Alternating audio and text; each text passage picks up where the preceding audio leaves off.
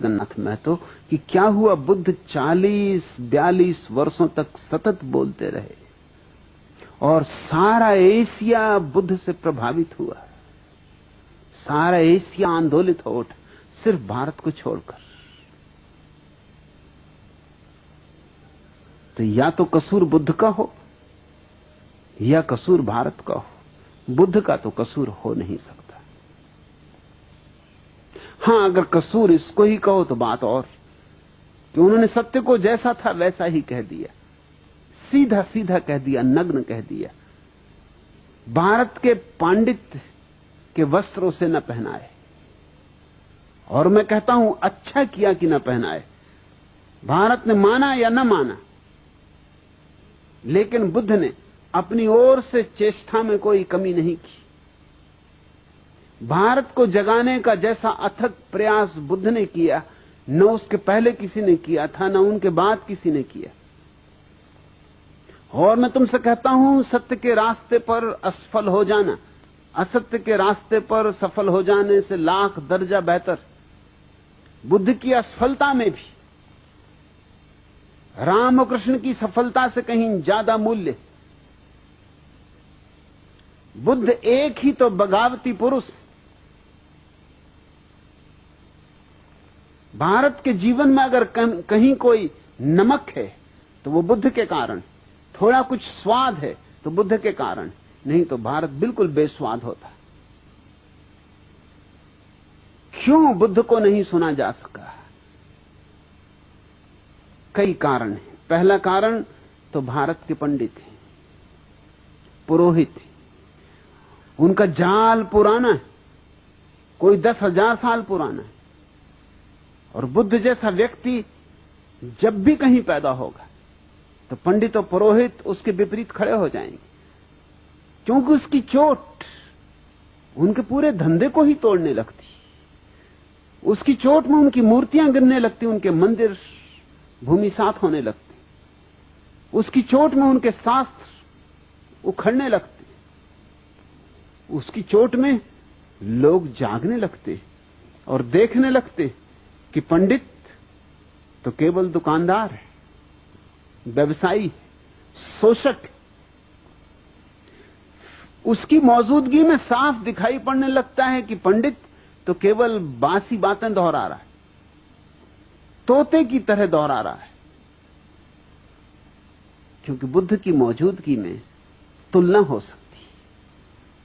पंडित बुद्ध जैसे व्यक्ति को क्षमा नहीं कर सकते, असंभव है। उनके न्यस्त स्वार्थ इसके विपरीत है। और दुनिया में पंडितों और पुरोहितों का इतना बड़ा जाल और इतना लंबा जाल और कहीं नहीं। ये भारत का दुर्भाग्य है कि यहां सारा जाल इतना प्राचीन हो चुका है कि उसे तोड़ना मुश्किल होता है। वो हमारे रग रेशे में समा गया है। कोई वेद के खिलाफ कुछ कहे, बस न तुमने वेद देखा है, न तुमने वेद पढ़ा है, न वेद से तुम्हें कुछ लेना देना, लेकिन कोई वेद के खिलाफ कुछ कहे, बस झगड़ा खड़ा हुआ। तुम सुनने को राजी नहीं। भारत में आज भी लोग कहे चले जाते हैं कि वेद ईश्वरीय, ईश्वर ने रचा है। बड़ी हैरानी की बात मालूम पड़ती। पढ़े लिखे लोग, सुशिक्षित लोग, विश्वविद्यालयों में पढ़ाने वाले लोग भी यही मूर्खतापूर्ण बात कहते हैं कि वेद ईश्वर ने रचा है। और जरा वेद को कहीं से भी तो उलट कर देख लो तो तुम्हें साफ हो जाएगा कि ये बातें ईश्वर ने कैसी रची होंगी। हर वेद की ऋचाओं का जो अध्याय है उसके पहले ही ऋषि का नाम दिया हुआ है कि किस ऋषि के ये सूत्र हैं। और उन सूत्रों से जाहिर होता है कि वो मनुष्यों के रचे हुए। कोई ब्राह्मण कह रहा है कि इस साल हे इंद्र देवता मेरे खेत में अच्छी तरह वर्षा करना, मैं खूब दान दक्षिणा दूंगा, यज्ञ करूंगा, तुम्हें खूब सोमरस पिलाऊंगा। अब जरा सोचो, क्या ये भगवान लिखेगा? भगवान का खेत। और मेरे खेत में वर्षा ठीक से कर देना, ये तो किसी आदमी की ही बात हो सकती है। ये तो इतनी साफ है कि किसी बच्चे को भी समझाने की जरूरत नहीं। और मामला यहीं खत्म नहीं होता। मेरे खेत में ज्यादा वर्षा करना और पड़ोसी के खेत में वर्षा हो ही ना, तो चढ़ोतरी खूब चढ़ाऊंगा।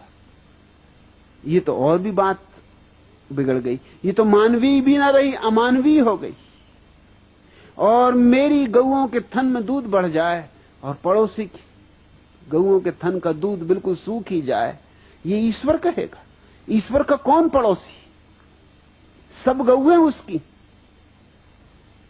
सबे भूमि गोपाल की, सारी भूमि उसकी। कौन सी मेरी और कौन सी तेरी? वहां भी मेरा तेरा चल रहा है। तो बुद्ध ने यही कहा कि वेद कोई ईश्वरी शास्त्र नहीं है, कोई शास्त्र ईश्वरी नहीं, सब शास्त्र आदमियों ने रचे।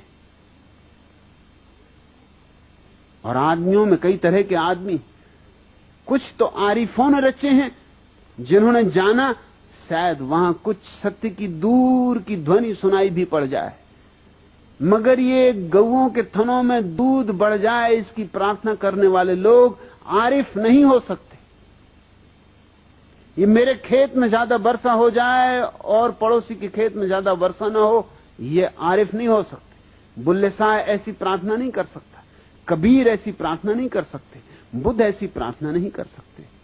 बुद्ध ने तो अपने शिष्यों को कहा कि तुम जब ध्यान करो और ध्यान में जब तुम आनंदित हो उठो, तो ध्यान की पूर्णाहुति हमेशा इस बात से करना कि मेरे ध्यान से जो भी आनंद मुझे मिला है समस्त प्राणियों में बढ़ जाए, समस्त प्राणियों में बेशर्त बढ़ जाए, मेरा ही न रह जाए। क्योंकि जो मेरा रहेगा तो मर जाएगा और जो सब में बढ़ गया तो बच जाएगा। बांटने से बढ़ता है, रोकने से घटता है। एक आदमी ने बुद्ध से जाके कहा था कि आप कहते हैं तो करूंगा, इतनी भर आज्ञा चाहता हूं कि मेरा जो पड़ोसी बहुत दुष्ट, उसको छोड़ के मैं कह सकता हूं कि सबको मिल जाए। मुझे जो आनंद मिल रहा है ध्यान से, पड़ोसी को छोड़ के सारे जगत को मिल जाए, पशुओं को, पक्षियों को, पौधों को, पहाड़ों को, जिसको कहो, मगर ये मुझसे ना हो सकेगा कि इस दुष्ट को मिल जाए, इसको भर छोड़ने की आज्ञा दे दें।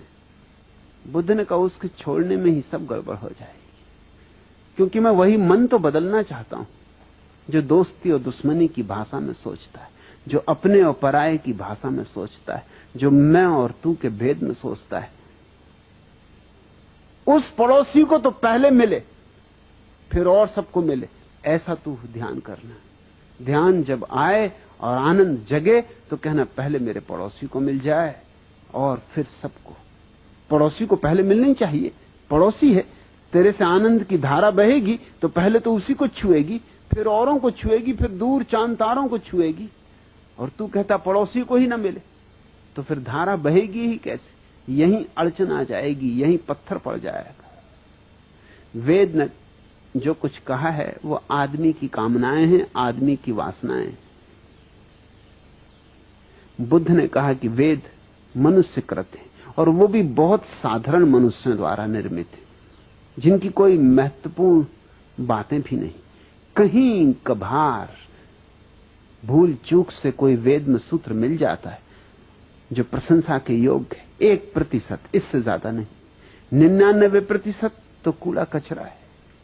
इस बात को सुनते ही पंडित नाराज हो गए और पंडितों का पूरा जो आयोजन था सारे जगत को ग्रसित किए हुए, उसने बुद्ध के खिलाफ जिहाद छेड़ दी।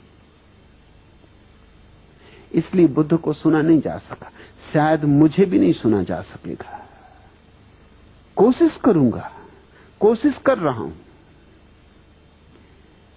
मगर मुझे इसकी बहुत फिक्र भी नहीं और बुद्ध को भी इसकी बहुत फिक्र थी, ऐसा मत मानना।